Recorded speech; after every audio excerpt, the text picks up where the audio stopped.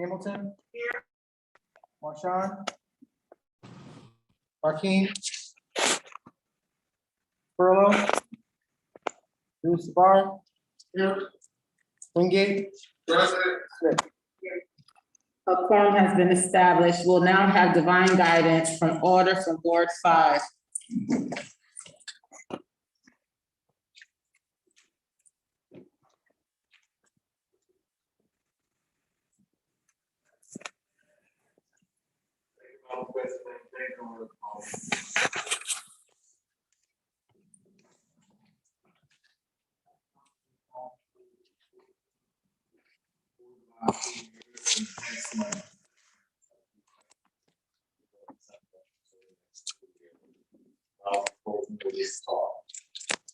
We may come from vastly different schools and vastly different walks of life.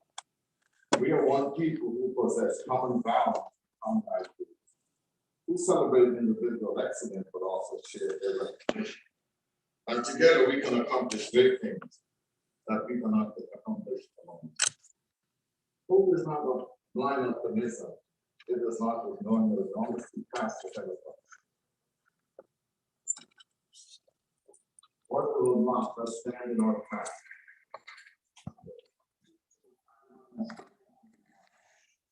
Inside of us that insists, despite all evidence to the contrary, that something better awaits us if we have the courage to reach for it, work for it, and to fight for it.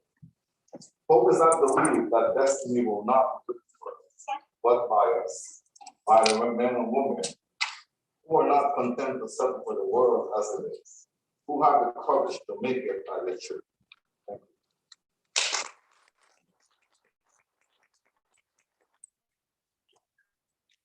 I would like to note for the record that orders of Ward 1, 10, 19, and 27 has been Mr. Majority Leader.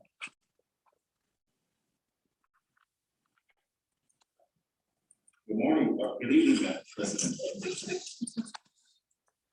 And thank you. I'd like to move approval of the journal of January 3rd, 2022 regular meeting of the Board of Aldermen. Second. The item has been moved in second. Discussion. Are there any changes to the journal? Seeing none. All in favor, say aye. Aye. Any opposed? Any abstentions? Item passed. I would like to note for the record that order for Ward 26 has joined us, Mr. Majority Leader. Thank you, Madam President. Under unanimous consent, I ask UC on item number 1, order concerning real property taxes of Rebecca Barrow Collis on motor vehicle tax accounts 81313, 81312, and 54800. Is there anyone going to deny unanimous consent? Seeing none, Mr. Majority Leader. I move the item. Second. The item has been moved in second. Discussion. I call on order for Ward 16. Thank you, Madam President.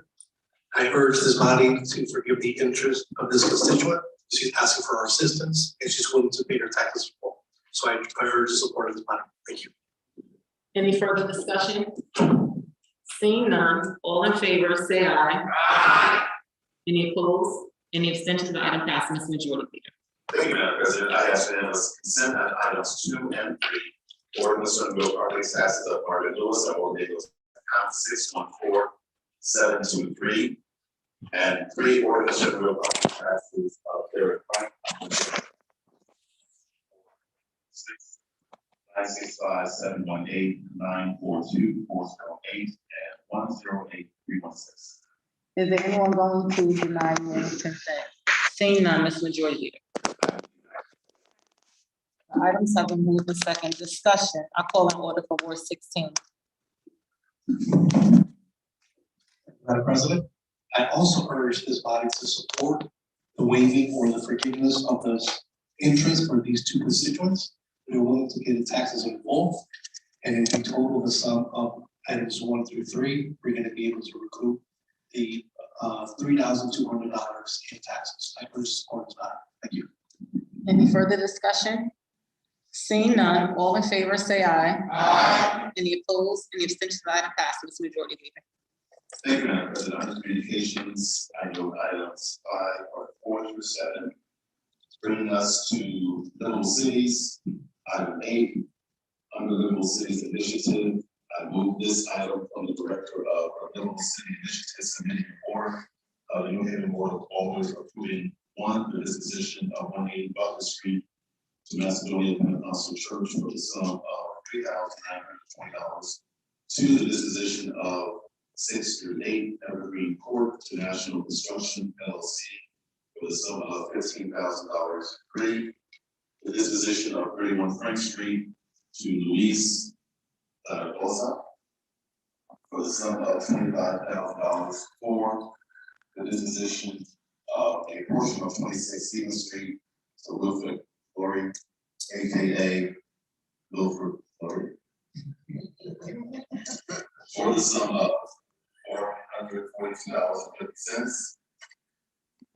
And 5, the disposition of a portion of 26 Stevens Street to Poindexter FS 28S LLC for the sum of $2,655.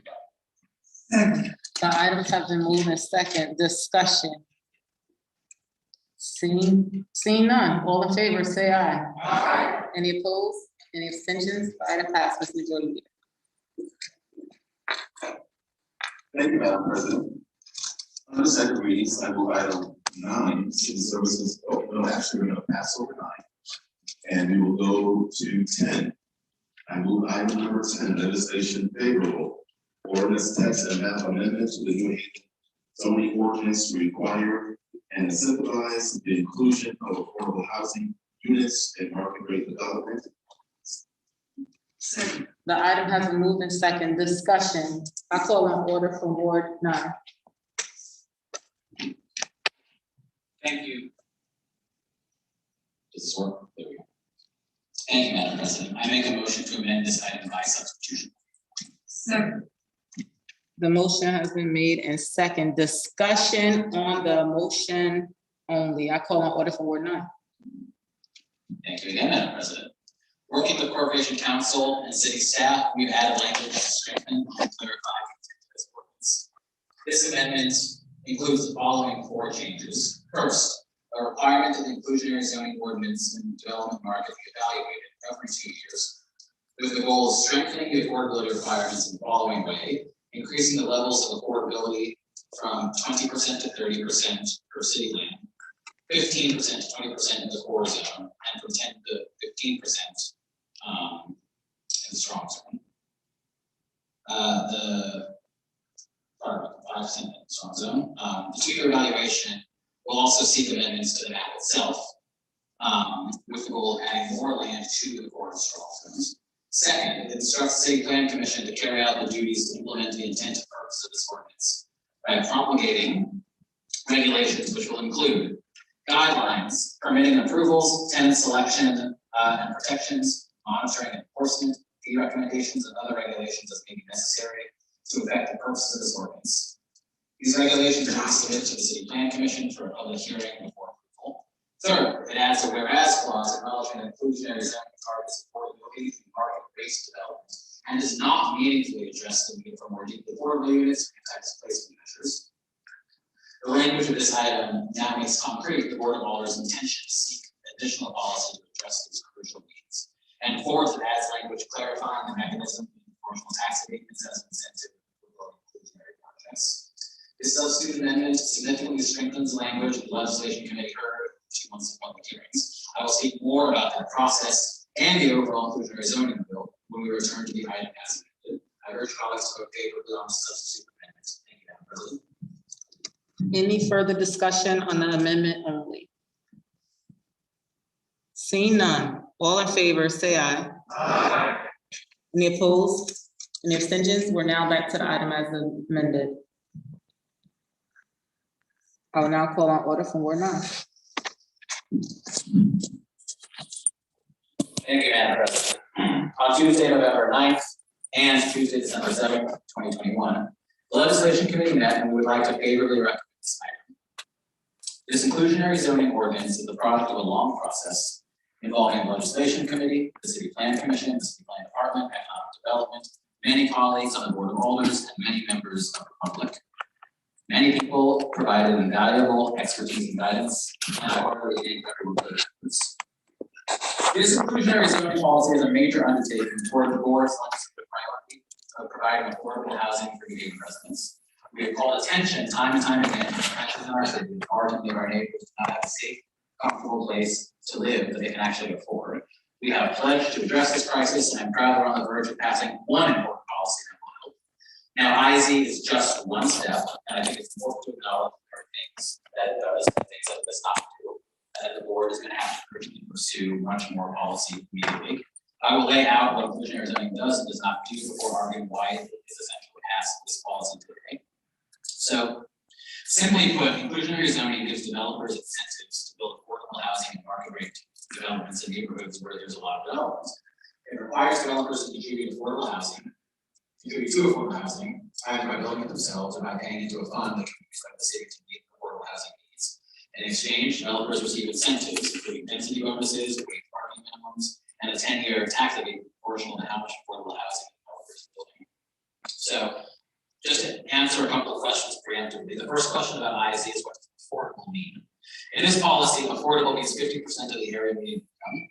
Many members of the public ask why we use the area median income as the measure. The fact is that's how affordable housing is generally administered. But most IZ policies across the country use 70% or 80% or even higher of the AMI as the affordability level. We propose 50, which is much more affordable than what most cities are putting forward, and acknowledges that what's affordable in Haven is not the same as what's affordable in the suburbs. Nevertheless, still 50% AMI is still far above what's required to provide deeply affordable housing, which the Affordable Housing Commission has called the city's greatest need, and I'll return to that momentarily. Second question, how much affordable housing will this policy build?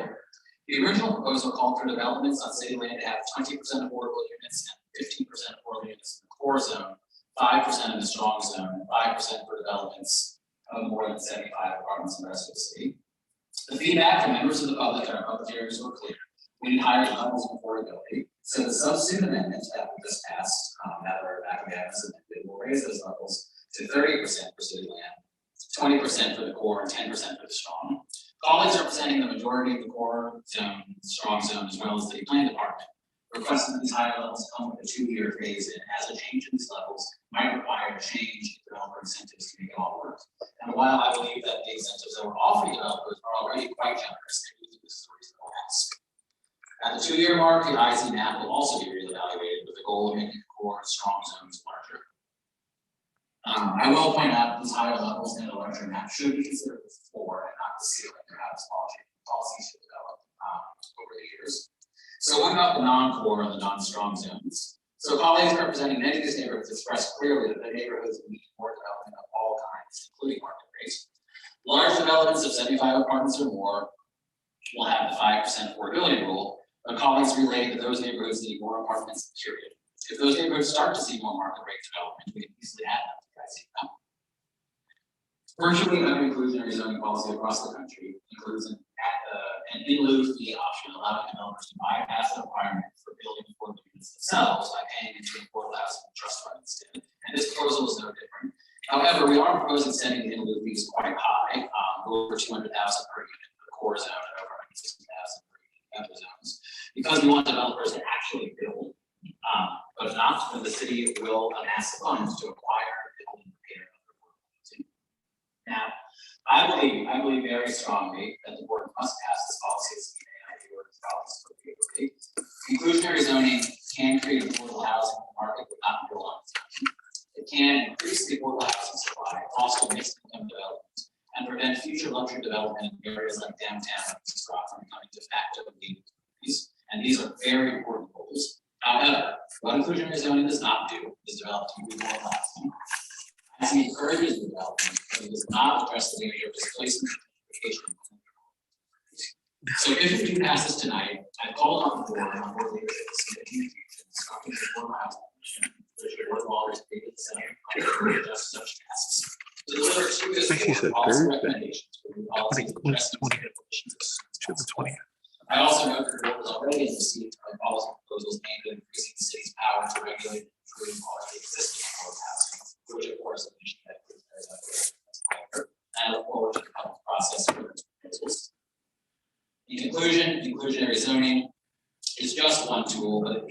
necessary, and I urge colleagues to vote favorably. Thank you, Madam President. Any further discussion? I call on order from Ward 7.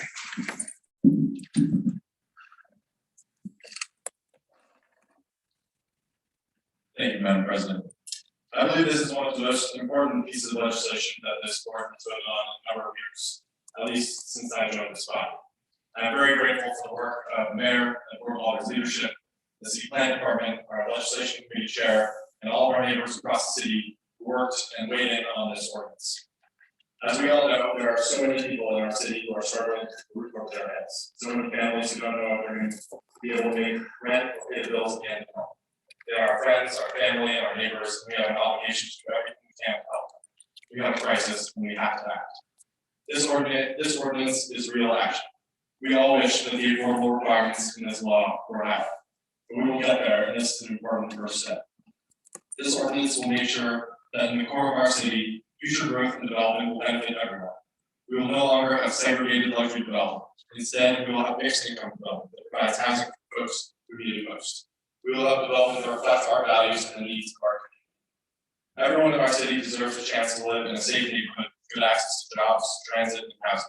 For too long, low-income residents haven't been able to access new housing in downtown, shutting them out from the opportunities that attract lots of people to the core of our city. Now, working people will be able to access those opportunities. When I talk to people in subsidized housing in my district, like in the buildings in Ninth Square, they tell me that getting access to affordable housing in market rate development has made a huge difference in their lives. More residents in our city deserve that. There is, of course, a financial cost to this proposal in the form of a 10-year 30% tax saving for redevelopments in city's core and a 10-year 5% tax saving elsewhere in the city.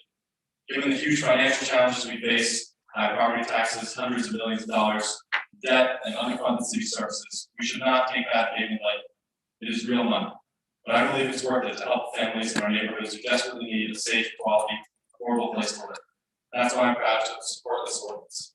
We must do more in the future to address the need for deeply affordable housing with risks, displacement, and gentrification. But this ordinance is smart, balanced, and we desperately need it. I urge my colleagues to join me in approving today. Thank you. Any further discussion? Here. I call on order from Ward 10.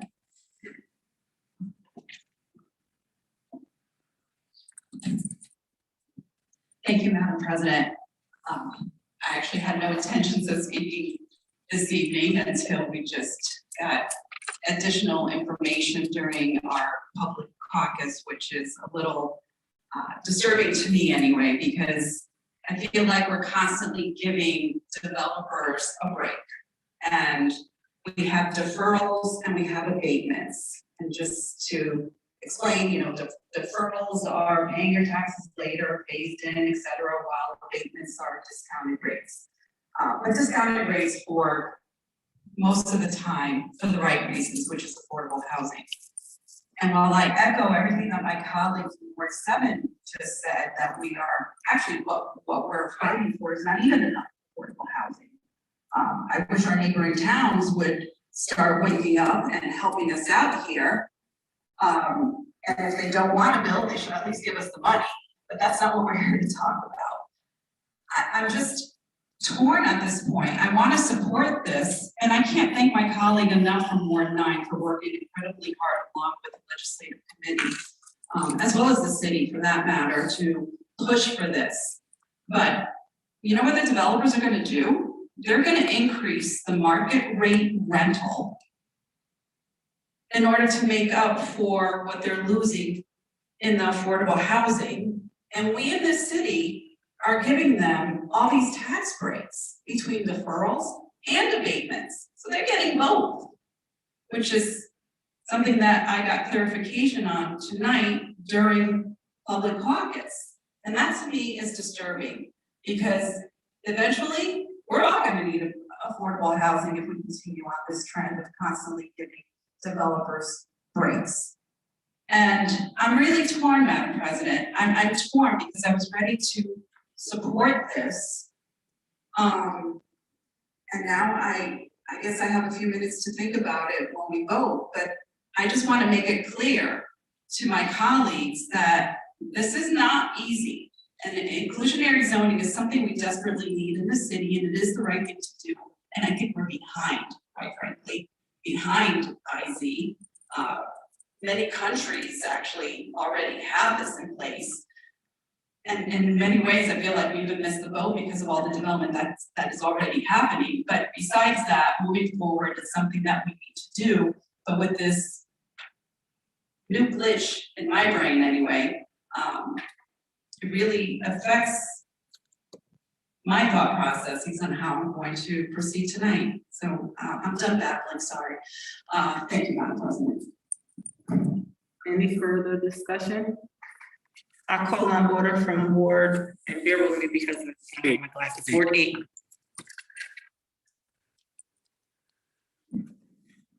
Thank you, Madam President. I'm rising this evening with this ordinance. I'm reversing, Commissioner Decker, leadership, the mayor, and the community for, work, months, hours, years, of work on this ordinance and, moving our city board to a place where we actually have safe places, you know, I think we as a city and we as a board will have more work to do. I very much look forward to that work moving ahead of us.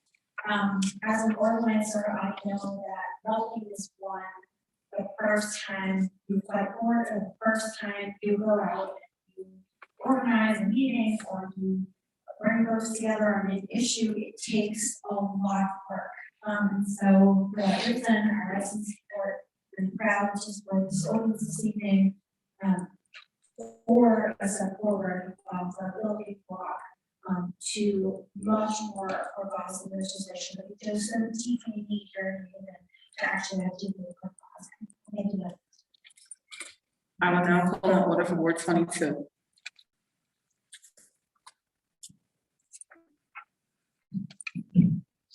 Thank you, Madam President. I rise in support of this ordinance. One of the things that we all have to recognize is that the state and federal government is no longer giving support for affordable housing. And so we have a lot of developers out here who have money that want to develop. And we can't dictate, in a sense, to those developers. They're not going to just do it just because it's the right thing to do. This ordinance puts us in a position to ensure that there are elements of affordable housing. And as my colleague from Ward 10 spoke about the deferrals and these different things that these developers would get, those are incentives. We have to provide incentives in order to ask these people with their own money or building housing with their own money to make sure that there's affordable in there, but it has to work for them too.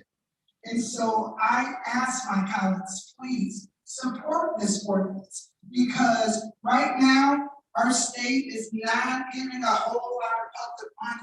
And if they're not giving a bunch of public money and you have all private developers developing, then no one poor will be able to have somewhere to live. And so this ordinance is just one more step towards helping the issues that we have in regards to a lack of affordable housing. So again, I ask my colleagues, we can't, right now, we have to understand, we do have to provide incentives for developers in order for them to want to take a bite at the apple so they can be happy and our constituents are happy. They have somewhere to live. So thank you. Any further discussion? I call on order from Ward 20.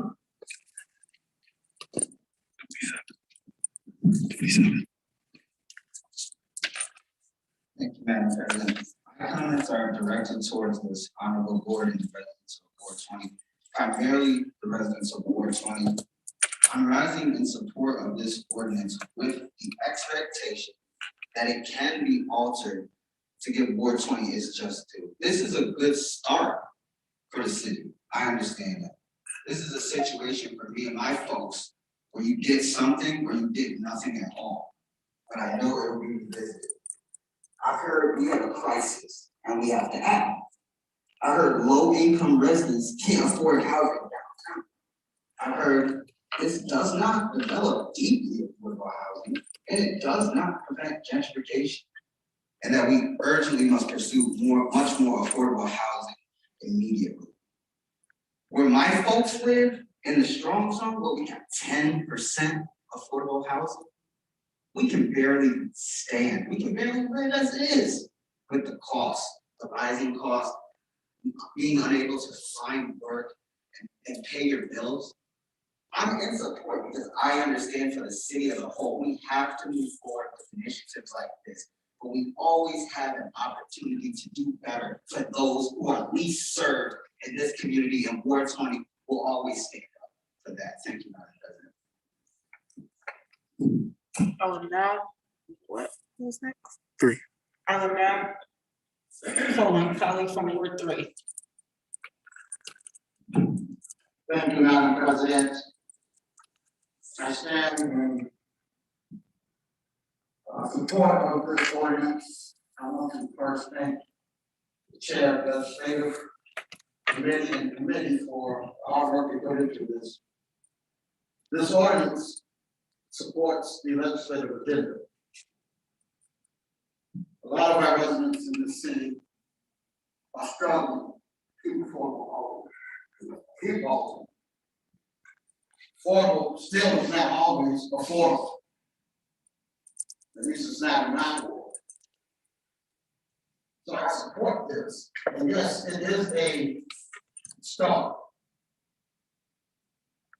Starting to grow upon and work towards making a good ordinance for the city like other cities in this country. But I really want to say this. We don't start here. Where do we start? I urge all my colleagues to support this ordinance. Thank you. I will now call on colleague from Ward 27. Thank you, Madam President. I rise in strong support of this piece of legislation. And although it does not address all the concerns that we have, our residents have throughout the city, this is a tremendous start. And listening to some of the things that were said, I want to on the record charge the administration, city plan, and economic development in particular, to work with the alders at the inception of the development. And with this, with the alders' involvement, then this will help the process and it will guarantee that we hit the right numbers. And so with that, Madam President, once again, I am happy to support this legislation that the majority of the alders have said this is the right direction for our city. Thank you, Madam President. Any further discussion? I call on order for Ward 28. Thank you, Madam President. I'd like to commend the committee that worked on this bill and the alders that participated and all those who were involved. It is very comprehensive. It has been one of the hottest topics in my ward, and we don't even have a lot of affordable housing. But the Beaver Hill Resident Task Force formed last year. It was a group of residents, about 30 came together, because we do have affordable housing in our ward, and we can see the difference between affordable housing and home ownership. And one of the issues that always rang about affordable housing in New Haven is that, as my colleague said, Alder Hurd, a lot of people just can't afford the housing. And so this ordinance, as it has been said, does take a first step. But I would ask Madam Chair that the communication also goes out to the areas of education in the city and to ensure that we are rating our residents in a way, preparing our residents in a way where they do have need for employment and the education that they need to be able to choose the housing in the city where they want to live. Because affordable housing doesn't give you often a choice based on where you want to live. That decision is based on what you can actually pay for out of your pocket. In addition to that, I would also like to add in there that this is not going to be an overnight success. And having been a product of affordable housing myself and my family, and now being a homeowner, and many members of my family being a homeowner, affordable housing is important for our residents. And I can say that I'm very selfish regarding this ordinance to do whatever I can that New Haven residents are being placed into these units because they are the ones that have felt the pain. Affordable housing has been something that didn't start yesterday. Our housing crisis started around 1994. So I commend this board for the work that you have done. I will be supporting this amendment and this ordinance tonight. And I would ask that the public be patient with this board and know that they worked really hard. As a new member, I can say this has been something that you all have certainly been passionate about and supported. Thank you. I will now call on colleague from Ward 14, from Ward 16. I know these eyes not that great. Thank you, Madam President. I extend support of this legislation. I would be remiss if I didn't speak on behalf of the Fairhaven community. Living in Fairhaven for the last almost 3 decades and having constituents that come from all parts of the world, folks that are undocumented and having to find resources outside of Connecticut. They have to go outside to New York and neighboring states to find work, to then travel home and have to worry about housing, having to worry about a roof over their heads. And I have to say that this is something that perhaps is not going to cover everything that we need, but it is a step in the right direction. In Fairhaven, this should have happened yesterday. And so I stand in support, and I urge my colleagues to also stand in support of this legislation. Thank you, Madam President. Any further discussion? Okay, seeing none, I'll have the city town clerk take the roll. Uznay. Yeah. Douglas. Yes. Hurt. Yes. Rodriguez. Yes. Singh. Yes. Rodriguez. Yes. Saban. Yes. Pupo. Yes. Decker. Yes. Vesta. No. Haywood. Antunes. Yes. Santana. Miller. Yes. Santiago. Yes. Presto. Yes. Ponzo. Yes. Cola. Yes. Edwards. Yes. Absalom Smith. Yes. Winter. Yes. Morrison. Yes. Walker Myers. Yes. Hamilton. Yes. Marshawn. Rakeem. Yes. Furlow. Absolutely, yes. Abdul Sabah. Yes. Wingate. Yes. Smith. Yes. Is there anyone who haven't voted wishing to vote? Is there anyone who have voted wishing to change their vote? Seeing none, motion passed. Ms. Majority Leader. Thank you, Madam President. Under miscellaneous motions to amend as previously adopted, I move items 11 and 13. 11 from Alderperson submitting a motion to amend L-2021-2041 in order of the Board of Aldermen previously adopted October 4, 2021. Concerning real property taxes of Anthony Harrell forgiving interest. The total vehicle tax account numbers 877-877, 860-528, 844-165, and 860-528. 12 from Alderperson submitting a motion to amend LM-2021-4 or 0411. In order the Board of Alders previously adopted on October 4, 2021, beginning the tax and interest due from Talib Derek Mohammed on this motor vehicle tax account numbers 799244. I'm assuming the next one is 858894, 85363, 898-996, and 959-270, and extending the period to pay the taxes to February 5th, 2022. 13, from all the rest, consider motion to amend LM-2021-0199 in order of the Board of Alder's previously adopted on May 3rd, 2021, forgiving the interest due from Natasha Ransom on motor vehicle tax account numbers 801101, 92451, and 92454, and extending the period to pay the taxes to February 15, 2022. Second. The items have been moved in second. Discussion, I call an order from Ward 16. Thank you, Madam President. These three items were either heard in committee or they asked for assistance with their interests. They're willing to pay the taxes in full. However, they would need an extension. And at this time, I urge this body to consider that extension till February 15, 2022, for items 11 through 13. Thank you. Any further discussion? Seeing none, all in favor, say aye. Aye. Any opposed? Any abstentions? Item passes. Ms. Majority Leader. Thank you, Madam President. I move item 14 from Alder Decker, submitting a motion to amend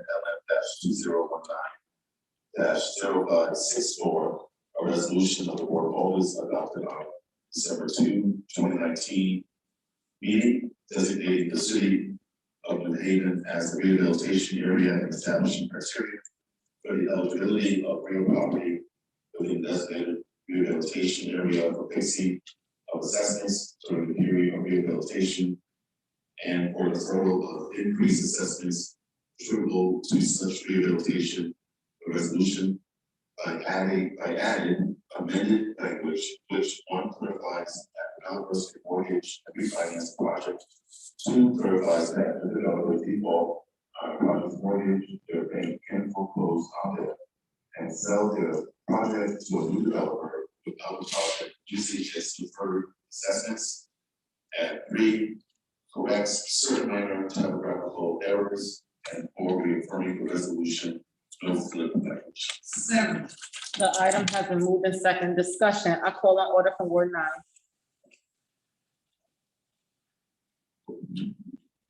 Thank you, Madam President.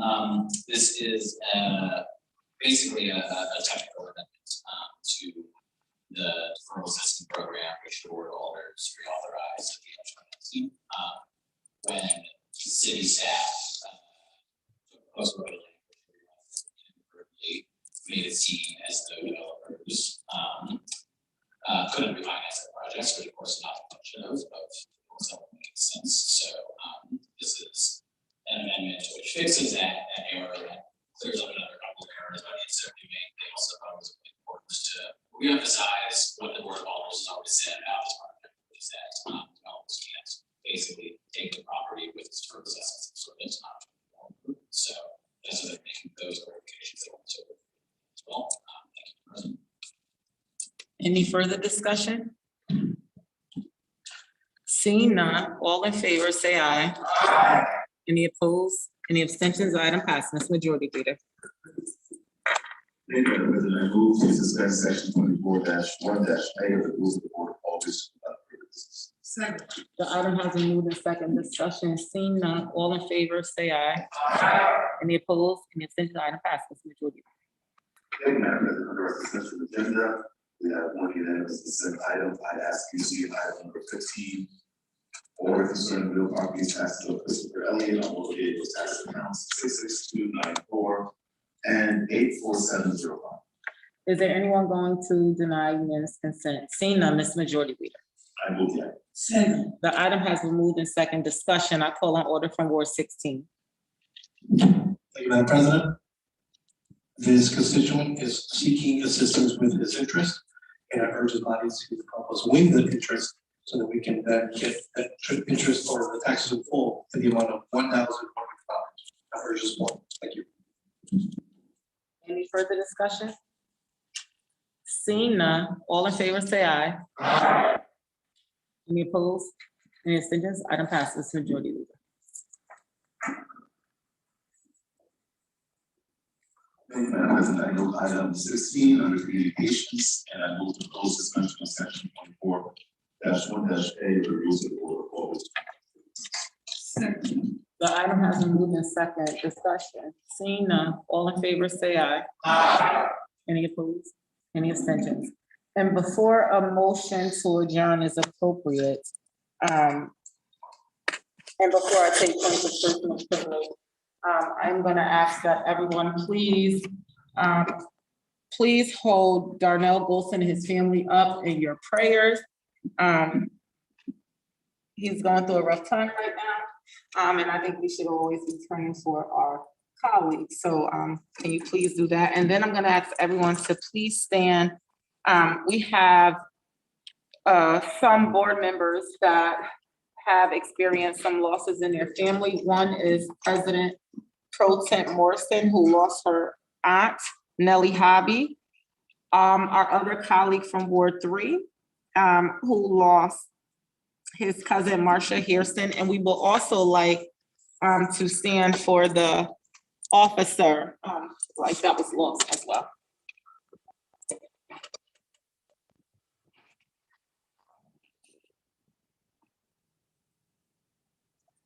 Thank you. My condolences go out to you, and my prayers are with you. And I will now take points of personal privilege. Yes, okay, I will call on order from Ward 28. Thank you, Madam Chair. You briefly mentioned to us Officer Diane Gonzalez. She was actually one of my colleagues, 2008. Officer Gonzalez and Dario Aponte, who was a sergeant. When they were PD, they were responding actually to a domestic violence complaint. And they both collided on East Street. Officer Aponte died on scene. Officer Gonzalez, she later went to the hospital. She was in a coma for 13 years. She died a couple of days ago. We worked together in Dixville on a midnight shift. And she was a great mom. I remember the night before she got into the accident, I kept asking her, what are you doing working on this? She said, well, it's the best shift for my family. She's a Latina, she's a hardworking officer, dedicated. Just ask that we send our prayers out to our children and to New Haven PD. Will keep us safe when we're asleep at night. Thank you.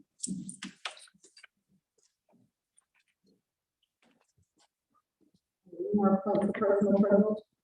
I call on order from Ward 30. Thank you, Madam President. I want us all to keep our youth in prayer. We don't realize we're going through a health crisis with our youth. Our youth are indulging into all types of things. I want us to pray for the loss of a young man that had died Saturday from the fentanyl. I want us to pray for the kids that were in Bishop Woods school by ingesting unhealthy substance. Just pray for our youth in general, because our youth, the young is supposed to see the old pass away. We're not supposed to see the young to die so young, but they're dying young every day. Let's find things in which that our youth can do to keep busy, to keep them occupied, instead of being occupied on the streets. We have to find other services for them to do it, so that let's pray for the youth in the city of New Haven, and so that we can find some structural things for them to do. Thank you, Madam President. I would also like for us to stand for another moment of silence for our Deputy Majority Leader who lost her cousin.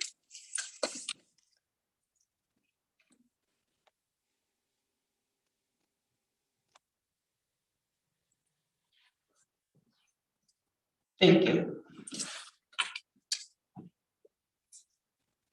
Are there any more points of personal privilege? Second. Motion has been made and second. All in favor, say aye. Aye. Nobody's opposed. Everybody, please continue to be safe.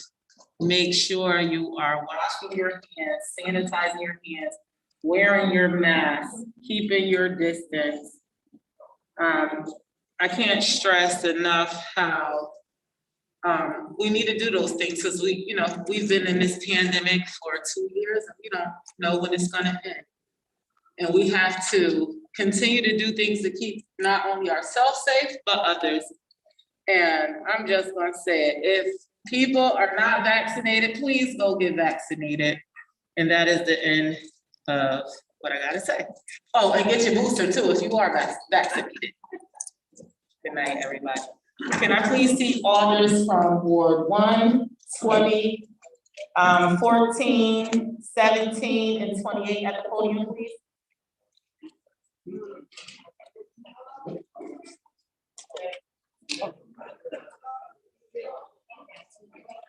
Huh?